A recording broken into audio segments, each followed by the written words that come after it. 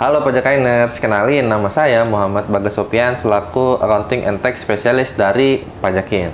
Di episode kali ini saya khusus ingin membahas terkait PMK nomor 28 tahun 2026. Berhubung belum yang bahas juga nih, padahal menurut saya peraturan ini sangat penting khususnya bagi wajib pajak yang ingin mengajukan restitusi.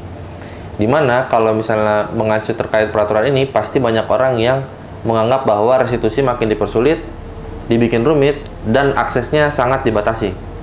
Padahal kalau dilihat lebih dalam lagi, PMK 28 ini bukan hanya mengatur soal pengetatan seperti yang tadi disebutkan ya, tapi lebih ke gimana cara otoritas memandang wajib pajak itu, apakah wajib pajaknya itu berhak untuk menerima restitusi yang diajukan atau tidak. Itu sebabnya di sudut pandang kali ini kita akan membahas PMK 28 bukan dari segi teknis saja, tapi terkait tentang kualitas wajib pajaknya itu sendiri, apakah dia berhak untuk mengajukan restitusi atau tidak, mulai dari kepatuhan administrasi, nilai lebih bayar, dan tingkat kesiapan wajib pajak itu sendiri. Oke Mas Bagas, tadi yang seperti disebutkan tadi, kalau banyak orang yang melihat PMK 28 itu hanya sebagai aturan yang bikin restitusi makin rumit, makin sulit nih. Terus apakah pendapat banyak orang itu benar? Menurut saya tidak sesederhana itu. Memang kalau kita lihat dari peraturan itu sendiri, pasti langsung terpikirkan adalah restitusi akan semakin sulit dan diperketat, baik secara prosedur maupun teknisnya gitu ya. Padahal dalam hal ini sebenarnya negara hanya ingin melihat terkait tentang kelayakan wajib pajak yang ingin mengajukan restitusi itu sendiri.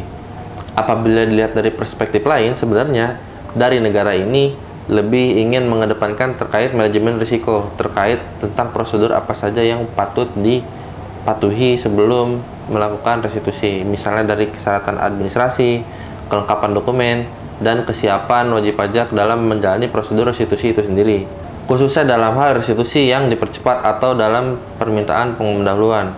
Negara ingin melakukan mitigasi risiko yang lebih selektif dalam menguji siapa saja wajib pajak yang memang layak untuk diberikan fasilitas tersebut.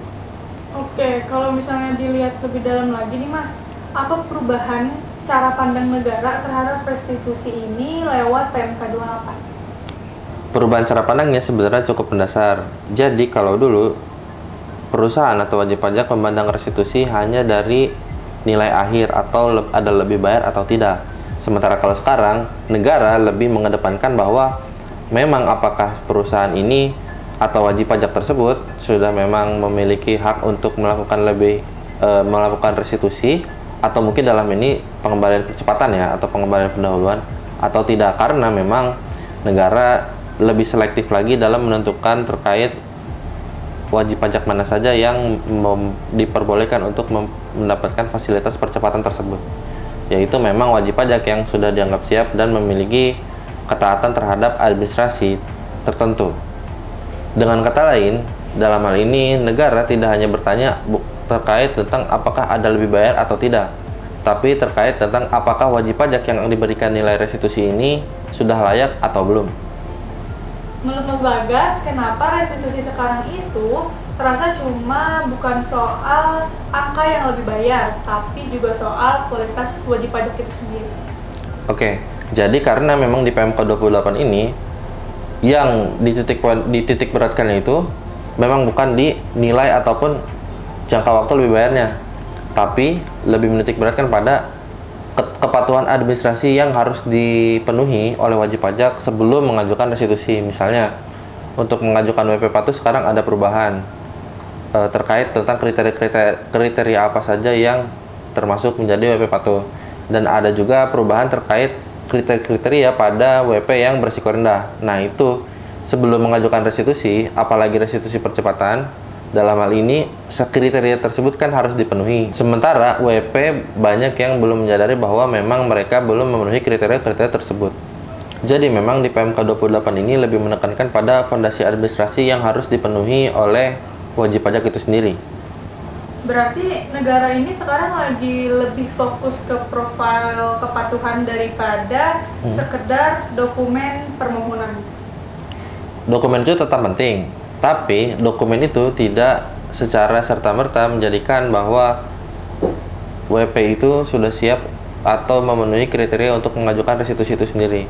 Atau dalam kata lain, dokumen itu tidak menjadi satu-satunya dasar untuk bagi perusahaan memenuhi kriteria yang diperlukan untuk mengajukan restitusi, apalagi restitusi yang dipercepat atau pengembalian pendahuluan. PMK 28 ini sebenarnya memberi pesan eksplisit terkait bukan hanya sekedar perusahaan yang memiliki dokumen yang lengkap berhak memperoleh mengajukan restitusi atau pengembalian pendahuluan, tapi juga perusahaan yang memang layak untuk diberikan fasilitas tersebut. Jadi yang dinilai bukan hanya ada berkasnya atau tidak, tapi perusahaannya layak dipercaya atau tidak. Ini perubahan yang penting, karena artinya di era permintaan restitusi sekarang semakin mendekati terhadap pendekatan berbasis risiko. Yang dilihat bukan hanya permohonannya saja, tapi siapa yang mengajukan permohonan tersebut. Oke Mas Bagas, jadi apa nih hal yang paling penting yang wajib pajak harus benahi setelah PMK 28? Menurut saya yang paling harus dibenahi terkait dengan peraturan baru ini, atau dalam ini PMK 28 tahun 2026 ini, yaitu di sisi mindsetnya. Jangan sampai kita mengajukan restitusi atau pengembalian pendahuluan dahulu baru panik karena ada beberapa syarat yang memang belum terpenuhi.